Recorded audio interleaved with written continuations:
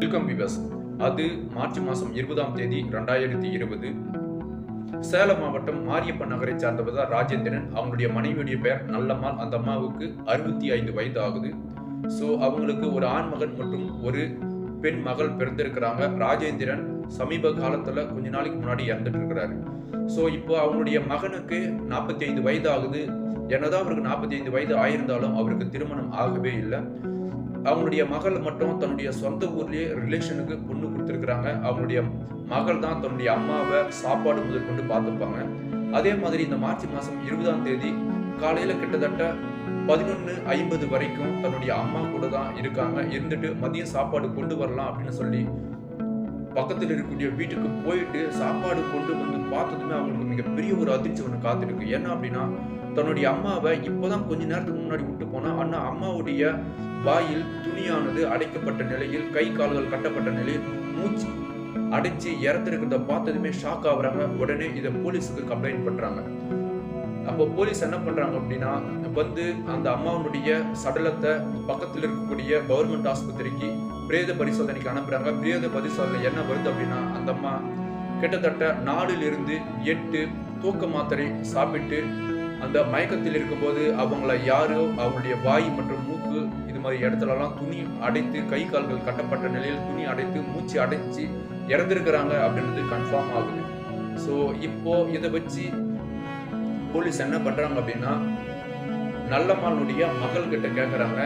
So இந்த கொலையை பற்றி உங்களுக்கு யார் மீதுனா சந்தேகம் இருக்குதா அப்படின்னு சொல்லி அதற்கு நல்லம்மாளுடைய மகள் என்ன சொல்றாங்கன்னா, கொஞ்ச நேரம் கூட டைம் இழுக்காம தன்னுடைய அண்ணன் தான் இதற்கு முழுக்க காரணம் அப்படின்னு சொல்லி சிவகுமார் மேல தூக்கி அந்த கொலையை போடுறாங்க.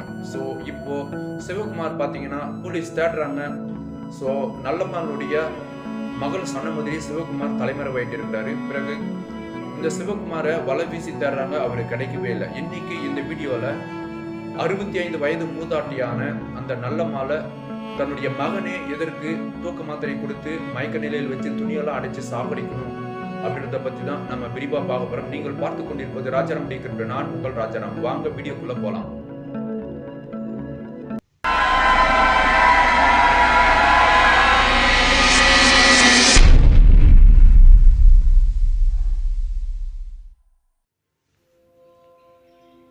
இப்போ அந்த சிவகுமார் என்று சொல்லக்கூடிய 45 வயது நபரை வலை வீசி தேடுறாங்க. அவர் எங்குமே கிடைக்கவே இல்லை. ஸோ ஓரிரு நாள் கழிது. அப்போ என்ன பண்ணுறாங்கன்னா, நல்லம்மாளுடைய மகளை கூப்பிட்டு உங்களுடைய அண்ணனுடைய மொபைல் நம்பர் கொடுங்க, அதை வச்சு நாங்கள் ட்ரேஸ் பண்ணி பார்க்குறோம் அப்படின்னு சொல்லி அவங்க ட்ரேஸ் பண்ணும்போது அவங்களுடைய அண்ணன் வெளியே எங்கேயுமே போல தன்னுடைய ஊர்லேயே தன்னுடைய சொந்தக்கார வீட்டில் வேற எங்கோ ஒழித்து கொண்டு இருப்பதை அங்கே காட்டுது. அதே மாதிரி அவரை போயிட்டு பிடிச்சு போலீஸ் கைதும் பண்றாங்க. கைது பண்ணி அவர்கிட்ட விசாரணை பண்ணும்போது அவர் என்ன சொல்றாருன்னா, எனக்கும் இதற்கும் எந்த சம்மதமும் இல்லை.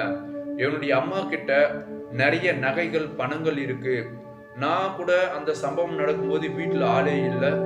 ஸோ அந்த டைம்ல என்னுடைய தங்கச்சி அவங்களுடைய வீட்டுக்கு போயிட்டு வரக்குள்ள வரவங்கள என்னுடைய அம்மாவை பக்கத்தில் இருக்கக்கூடிய யாரோ ஒரு நபர் தான் தூக்க மாத்திரை கொடுத்து மயக்கம் அடைய செய்து அவங்களுக்கு சாகடிச்சு அவங்க கிட்ட இருந்த அந்த நகை மற்றும் பணத்தை எல்லாமே திருடிட்டு போயிருக்கணும் அப்படின்னு சொல்லி போலீஸ்கிட்ட சிவகுமார் சொல்லியிருக்கிறாரு. ஆனா இதை நம்பாத போலீஸ் என்ன பண்றாங்க அப்படின்னா, சிவகுமாரை விசாரிக்க வேண்டிய விதத்துல விசாரிக்கும் போது சிவகுமார் பல உண்மைகளை வெளியிடுறாரு.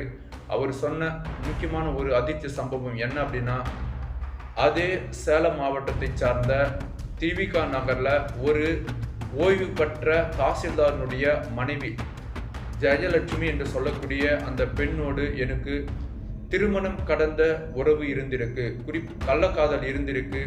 அவங்க எப்படியோ எனக்கும் அவங்களுக்கும் அந்த ஒரு நட்பு ஏற்பட்டுச்சு. அந்த நட்பானது நாளடைவில் கள்ளக்காதலா மாற ஆரம்பிச்சிச்சு. ஜெயலட்சுமி அவங்களுடைய வீட்டுக்கு பல முறை வந்து போயிருக்கிறாங்க.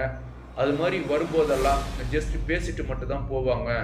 காரணம் என்ன அப்படின்னா, நாங்கள் உடலுறவில் ஈடுபடுவதற்கு என்னுடைய அம்மா தடையா இருக்கிறாங்க. ஸோ ஜெயலட்சுமி பல முறை வந்து என்கிட்ட உங்களுடைய அம்மா வந்து ரொம்ப டிஸ்டர்ப் பண்ணுறாங்க, உங்களுடைய அம்மா நாம் ஒன்றா இருக்கிறதுக்கு ரொம்ப டிஸ்டர்ப் பண்ணுறாங்க அப்படின்னு என்கிட்ட பல முறை சொல்லியிருக்கிறாங்க.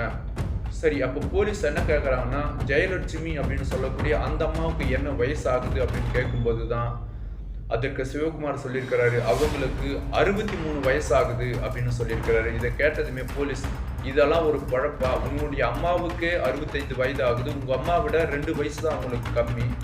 ஸோ அவங்க கூட போயிட்டு நீ இது மாதிரி தகாத உறவில் இருந்திருக்கிறீ, இது நியாயமா அப்படின்னு சொல்லி சிவகுமாரை கேட்டிருக்கிறாங்க. அதற்கு சிவகுமார் என்ன சொல்லியிருக்கிறார் அப்படின்னா, எனக்கு 45 வயது ஆகியும் திருமணம் ஆகவே இல்லை, எனக்குன்னு ஒரு தனிப்பட்ட ஒரு ஆசை பாசம் இதெல்லாம் இருக்க தானே செய்யும், நான் அதை யாருக்கிட்ட தீர்த்துக்கிறது, ஆகையினால்தான் வயசு ஆயிருந்தாலும் பரவாயில்ல அப்படின்னு சொல்லி நான் அவங்க கிட்ட கள்ளக்காதல் இருந்தேன். என்னுடைய அம்மா இதற்கு அளவுக்கு அதிகமான எதிர்ப்பு தெரிவித்ததாலும் ஸோ அவங்க ஜெயலட்சுமி என்னுடைய வீட்டுக்கு வரும்போதெல்லாம் என்னுடைய அம்மா அதற்கு இடையராக இருந்ததாலும் என்னுடைய அம்மா இல்லாத போது நாங்கள் உடலுறவில் ஈடுபட்டிருக்கோம். அப்புறம் அந்த சந்தோஷத்தை என்னால் மறக்க முடியல. அப்போ தான் நான் நினச்சேன், என்னுடைய அம்மா இல்லாமையே போயிட்டா நாங்கள் ரொம்ப சந்தோஷமாக நிம்மதியாகவும் இருப்போம் அப்படின்னு நினச்சி என்னுடைய தங்கச்சி அன்னைக்கு மார்ச் மாதம் 20ஆம் தேதி அவங்க வீட்டுக்கு போயிட்டு வராங்குள்ள நான் கிட்டத்தட்ட 8 தூக்க மாத்திரை என்னுடைய அம்மாவுக்கு பாலில் கலந்து கொடுத்தேன். என்னுடைய அம்மாவும் நான் நல்ல பால் தான் கொடுக்குறேன் அப்படின்னு நினச்சி அதை வாங்கி குடித்தாங்க. குடிச்சிட்டு ஒரு 5-6 நிமிஷத்துலேயே அவங்க மயக்க நிலைக்கு போயிட்டாங்க. இருந்தாலும் நான் கை கால் அசைக்கிறத பார்த்து ஸோ பக்கத்தில் இருந்த உடவை எடுத்து அவங்களுடைய வாய் மற்றும் மூக்கு, கை கால் இதெல்லாம் கட்டப்பட்ட நிலையில் அவங்களுடைய மூக்கு மேலே அழுத்தி பிடிச்சேன். அங்கேயே என்னுடைய அம்மா துடிச்சு இறந்தும் போயிட்டாங்க அப்படின்னு வாக்குமூலம் கொடுத்துருக்குறாங்க. ஸோ இப்போ என்ன பண்ணுறாங்கன்னா போலீஸ் இந்த ஜெயலட்சுமி மற்றும் சிவகுமார் இவங்க 2 பேரையும் கூப்பிட்டு வச்சு நேருக்கு நேராக வச்சு விசாரணை பண்ணுறாங்க. அதில் ஜெயலட்சுமி ஆமாம் இவங்க 2 பேருக்கும் கள்ளக்காதல் இருந்தது உண்மைதான், அதே மாதிரி அந்த வயதான அந்த மூதாட்டி 65 மூதாட்டியை கொலை பண்ணது நாங்கள் 2 பேரும் சேர்ந்து தான் அப்படின்னு சொல்லி வாக்குமூலம் கொடுத்ததால இவங்களை தூக்கி கோர்ட்டில் ஆஜர்படுத்ததுனால இவங்களுக்கு சிறை தண்டனையும் கொடுத்துருக்குறாங்க. இப்போ அவங்க சிறையில் தான் இருக்காங்க. சரி, ஓகே நண்பர்களே. ஸோ இந்த பொறுத்த வரைக்கும் தன்னுடைய அம்மா ஸ்தானத்தில் இருக்க வேண்டிய ஜெயலட்சுமி என்று சொல்லக்கூடிய 63 வயது அந்த கல்வியா கூட இவருக்கு கள்ளக்காதல் ஏற்பட்டதால அவங்கள விட ஒரு 2 வயது அதிகமான தன்னுடைய அம்மாவே கொலை பண்ணியிருக்கக்கூடிய சிவகுமார் போன்ற கேடுகட்ட ஜென்மங்கள் இந்த நாட்டில் இருக்கதான் செய்யுது. இந்த வீடியோவை இவ்வளோ நேரம் பொறுமையாக பார்த்த அனைவருக்கும் நன்றி, வணக்கம்.